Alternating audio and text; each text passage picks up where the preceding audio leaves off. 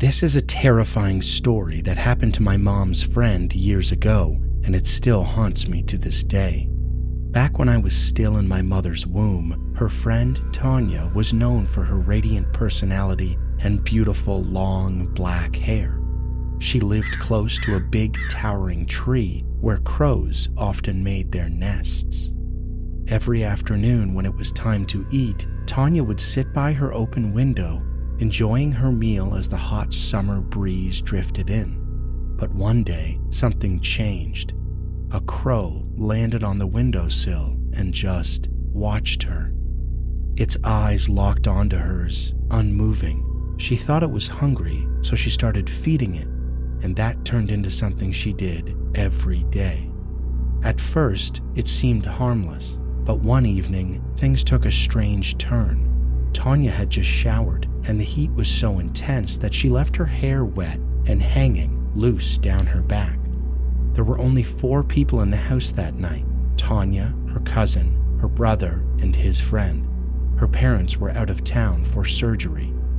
That night, she ate dinner, but her hunger was insatiable. It was like she hadn't eaten in days. The next day, she was bedridden with a burning fever, and when it finally broke, things got worse. Tanya began eating massive amounts of food, enough for several people, and at night, that's when the real horror began. She started roaming the house, opening the refrigerator, smashing bottles, dragging chairs, knocking on walls. It was as if she wasn't in control anymore. The doctors called it sleepwalking, but her family knew better. Then one day, my mother went to visit. What she saw was burned into her memory.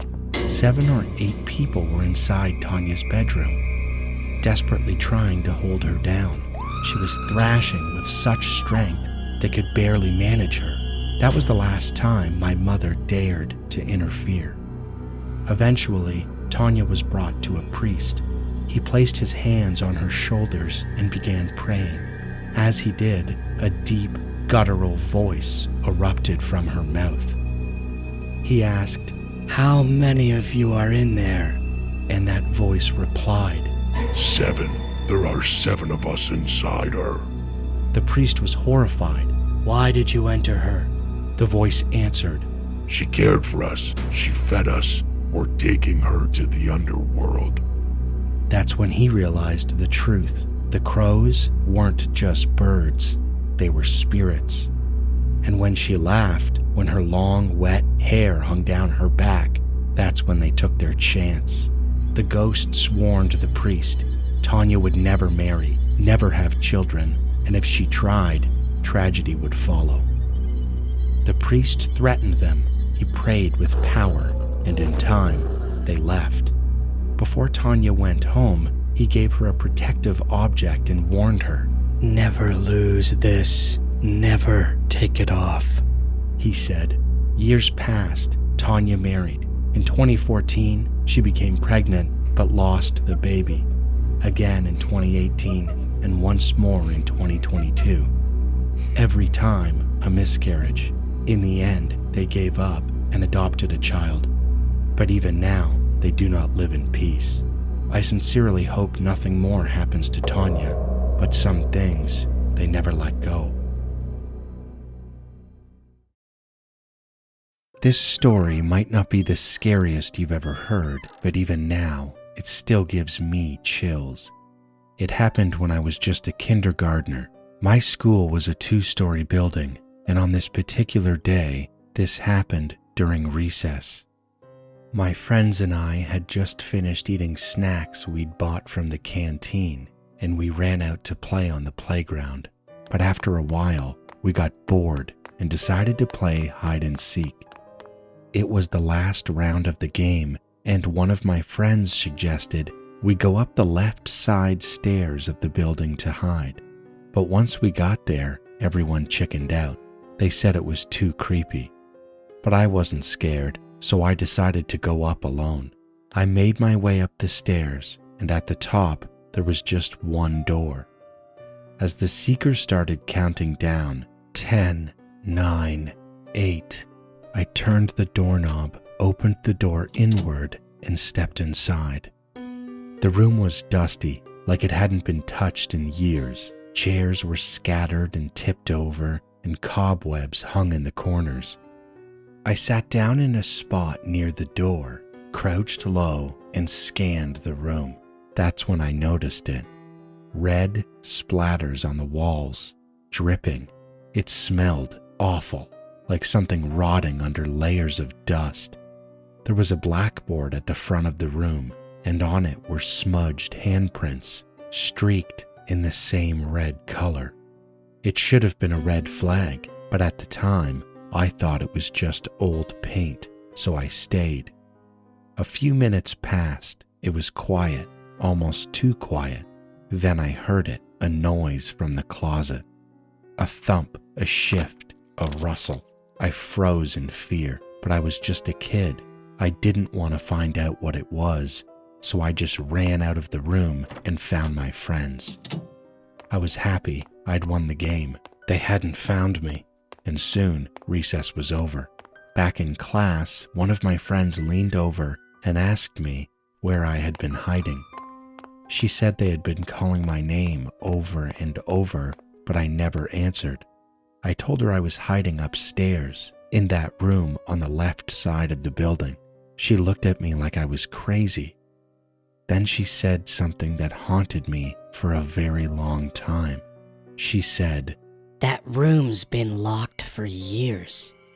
Apparently, the key was lost a long time ago, and no one ever found it. Everyone who tried that door said it was always locked. So, how did I open it? How did I walk right in without a key? And those noises in the closet? What was inside that room with me? And the handprints? Looking back now, they didn't look like paint. They looked like blood. Hi, I'm Jess. I'm 17 now, but I was 15 when this happened. We had just moved to Siquijor, an island in the Philippines known for its witches and strange, unsettling happenings. My mom had warned me about its reputation, but nothing could have prepared me for what I experienced. When we arrived, there were only 4 other houses nearby, scattered along a lonely road. We settled in quickly. A few months passed without incident until one night I noticed something very strange. One of our neighbor's dogs was sitting perfectly still in the middle of the road, staring into the darkness to the right. It was midnight, and he looked like he was waiting for something or someone. Every now and then, he would bark into the night, a low, fearful bark. I looked around, expecting to see someone walking down the road, but there was no one.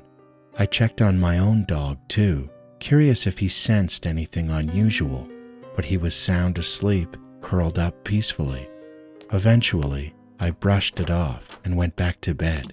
A few days went by with nothing, but then one night, it felt like everything changed. I was up late watching K-dramas in my room around 1 or 2 a.m. when I heard a loud scream, a distant, desperate cry for help. At first, I thought it was just a neighbor having a bad dream, but as I sat on my bed, glued to the screen, I felt it. Someone walking outside the house. When I looked toward the window, I noticed the motion sensor light outside kept flickering on and off, but no one was there. I tried to reason with myself. Maybe it was just the wind or a branch blowing past the sensor. But deep down, I felt that something was wrong. Then I heard the voice again, closer this time. It was low, almost a whisper, impossible to tell if it belonged to a man or a woman. Panic crept into my chest. My dog, who had been silent, suddenly began barking. Soft at first, almost confused, like he didn't understand why he was the only one reacting. None of the other dogs in the neighborhood made a sound. Terrified, I grabbed my phone and used the flashlight to check on my mom and sister, who were fast asleep in the living room. I thought about waking my mom up, but I knew she would dismiss it and tell me to go back to bed. Instead, I checked the back door to see if my dog was okay. He looked different, stiff, his tail low, ears pinned back, staring into the empty road. I followed his gaze. The road was deserted. There was only a single streetlight barely illuminating the dense darkness beyond. All the neighbors' houses were pitch black, no lights on, no sounds. I was the only one awake, the only one hearing that chilling call for help. I barely slept that night, lying frozen in bed until morning. When the sun finally rose, I realized I must have dozed off at some point. I rushed to find my mom and told her everything. As I finished my story, her face paled. She told me that her aunt had called earlier that morning with devastating news. One of my mom's cousins had passed away that night from a sudden heart attack. The same night, I heard the voice calling for help. My mom believed it was her cousin's spirit, lost, confused, still clinging to life, and that the cries I heard were her soul pleading for help, unable to accept what had happened. Since that night, nothing like that has ever happened again, but I still wonder, what was it that I actually heard that night? Growing up in India, we moved around a lot because of my father's job. At one point, we settled into a new house, a small place with only 2 rooms and a tiny veranda at the back. The veranda connected directly to the road, so anyone walking by could easily access it. Soon after moving in, we hired a housekeeper. At first, everything seemed normal, but after a while, she started acting very strange. One day, my mother went into the bathroom to grab something and caught the housekeeper doing something odd near the toilet. When my mother asked her what she was doing, she quickly said she was cleaning, but my mother was sure that she wasn't. There was something off about her posture, something she couldn't explain. Not long after that, we discovered a creepy drawing on the veranda. It showed 4 black figures, 2 large ones and 2 smaller ones. Clearly, it represented our family, my parents, my sister, and me.